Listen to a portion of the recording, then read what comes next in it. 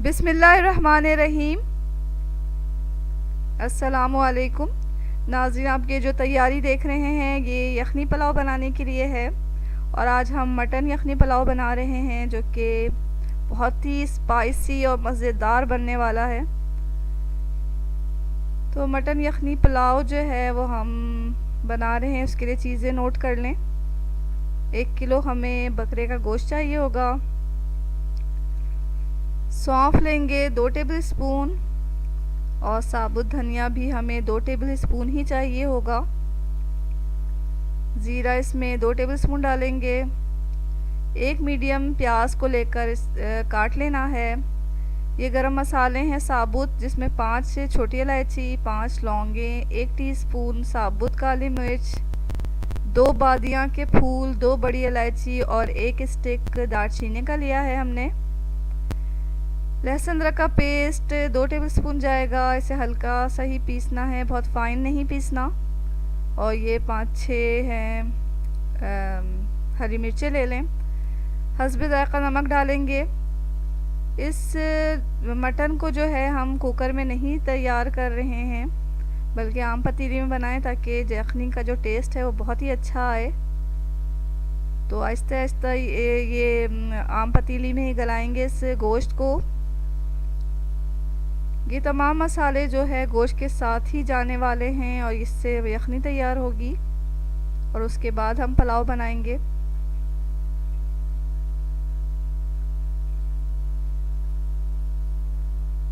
तो सबसे पहले एक पॉट ले लें और ऐसा पॉट लें जिसका जो ढक्कन हो वो अच्छी तरह बंद हो जाए, यानी कि भाप वगैरह बाहर नहीं निकलना चाहिए। एक प्याले में एक सूती कपड़ा हम डाल लेंगे, क्योंकि जो साबुत गरम मसाला और सौंफ और धनिया हमने लिया है साबुत, उन सबको हम पोटली में डालकर इस कपड़े में डाल के पोटली बना लेंगे और फिर इसे यखनी में डालेंगे और गोश्त के साथ ये यखनी बनाते हुए पकेगा। इन मसालों को हम डायरेक्ट गोश्त में इसलिए नहीं डालते क्योंकि अगर हम पोटली ना बनाएं और डायरेक्ट ही गोश्त में डाल दें तो गोश्त काला पड़ जाता है। तो यहाँ हमने बकरे के गोश्त को अच्छी तरह धो लिया, इसका पानी निकाल लिया और इसे पॉट में डाल दिया है। अब हम तमाम मसाले इसमें डाल रहे हैं, जिसमें सबसे पहले हमने प्याज डाला। प्याज को मोटा मोटा ही काट लेना है। हरी मिर्चें भी इसमें डाल देंगे, डंडियाँ निकालनी है हमने इसकी। और ये नमक दिया इसमें। नमक हम 2 टेबलस्पून डाल रहे हैं इसमें। पुलाव में अगर आप मज़ीद डालना चाहें तो डाल सकते हैं।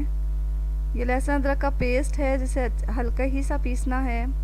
ये पोटली हमने गरम मसाले और उसकी सौंफ और धनिया की डाल दी है इसमें। अब हम 2 लीटर पानी डालकर इसे गलने के लिए रखेंगे। तो 2 लीटर पानी डालने का मकसद ये है कि इसी पानी में गोश्त गल भी जाएगा और यखनी भी हमारी बच जाएगी, जो कि पुलाव पकाते वक्त इस्तेमाल होगी। पुलाव बनाते वक्त हमें तकरीबन 5.5 कप यखनी की ज़रूरत होगी। तो इसका लिड हम अच्छी तरह लगा के इसे मीडियम फ्लेम पर पकने के लिए रख रहे हैं और इतनी देर के लिए हम पुलाव की तैयारी कर रहे हैं। तो पुलाव बनाने के लिए हमें कुछ चीज़ों की ज़रूरत होगी। चावलों को हमने पहले से ही भिगो लिया है, 20 मिनट पहले ही भिगो दें चावल को। और चावल हमने यहाँ बासमती राइस लिया है।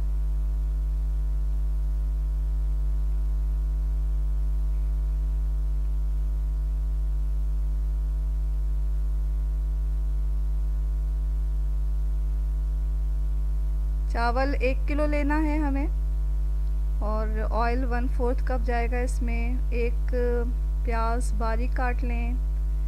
ये हरी मिर्चों को पीस लिया है। 1 टेबल स्पून लेना है हमें। 2 टमाटर को चॉप कर लिया है। आधा कप दही चाहिए होगा हमें। अगर नमक की ज़रूरत हो तो नमक डाल लेंगे। और ये लहसुन अदरक का पेस्ट है जो कि 2 टेबल स्पून जाएगा। और शाह ज़ीरा जो है वो भी 2 टेबल स्पून डालेंगे। तेज़ पत्ता भी डालेंगे इसमें और 1 टीस्पून गरम मसाला भी जाएगा इसमें। तो यहाँ तकरीबन 30-35 मिनट हो गए हैं गोश्त को चढ़ाए हुए, और ये मीडियम फ्लेम पे पक रहा है। यहाँ गल चुका तो हमने गोश्त को अलग कर लिया है। तो गोश्त को निकाल लें।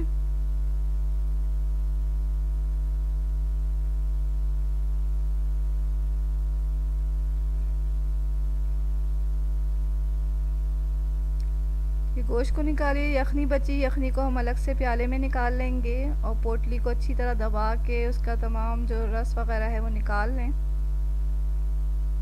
पोटली को फेंक देंगे और ये यखनी हम एक अलग से प्याले में रख रहे हैं साइड में।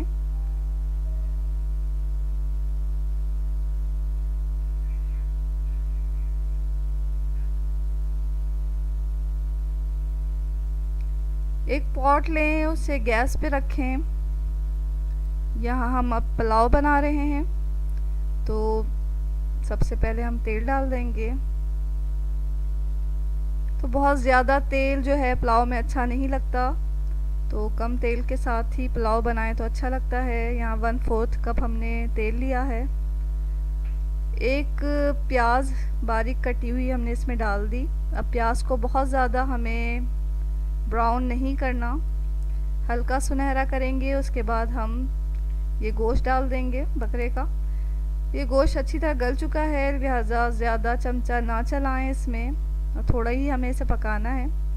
तो गोश्त डालते ही हम लहसुन अदरक का पेस्ट डाल रहे हैं इसमें, और ये हरी मिर्चों का पेस्ट भी डाल दिया। अगर आप मिर्चें कम पसंद करते हैं तो साबुत हरी मिर्चें डाल दें, पेस्ट ना डालें। ये 2 टमाटर हमने काट लिए थे बारीक, इसे डाल दिया, और ये शाह ज़ीरा भी डाल दिया, तेज़ पत्ता भी डाल देंगे।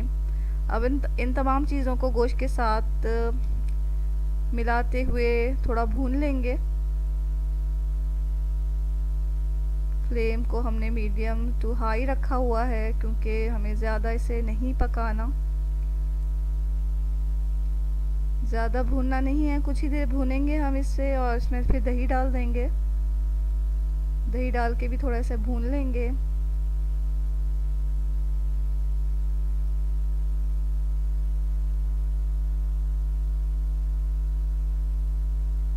गरम मसाला पाउडर डाल दिया इसमें। अब जैसे ही दही का पानी खुश्क होता है तो हम इसमें यखनी डाल देंगे।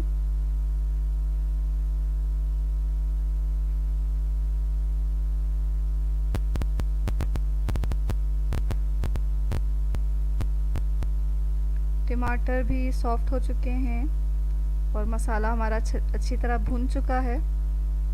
तो यहाँ हमने यखनी डाल दी इसमें। यखनी अगर 5.5 कप से कम है तो आप इसमें पानी, सादा पानी भी मिक्स कर सकते हैं। अब हम यखनी को बॉईल होने का इंतज़ार करेंगे। तो जैसे ही इसमें उबाल आता है तो ये चावल जो हमने भिगा के रखे हुए थे, पानी निकाल के इसमें डाल देंगे।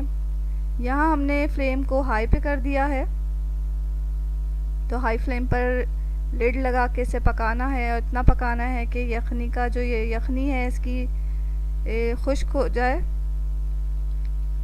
तो जैसे ही चावल में से ये यखनी का पानी खुश्क हो जाएगा तो हम फ्लेम को बिल्कुल लो कर देंगे। तो हाई फ्लेम पर हम इसे पका रहे हैं। तो इस मरहले में जो है बहुत एहतियात करने की ज़रूरत है, ताकि हमारे जो चावल हैं वो बहुत ज़्यादा गल भी ना जाएं, ना कच्चे रहें। तो एहतियात से इसे पकाना है कि गल जाएं हमारे चावल और बहुत ज़्यादा ओवर कुक भी ना हो। दरमियान में हम लिड को खोलकर एक दफ़ा चावलों को हल्के हाथों से ऊपर नीचे कर लेंगे। तो अभी पानी खुश्क नहीं हुआ, तो हम थोड़ा चावलों को हल्के हाथों से ऊपर नीचे कर रहे हैं। फ्लेम अभी भी हमारा हाई पे ही है।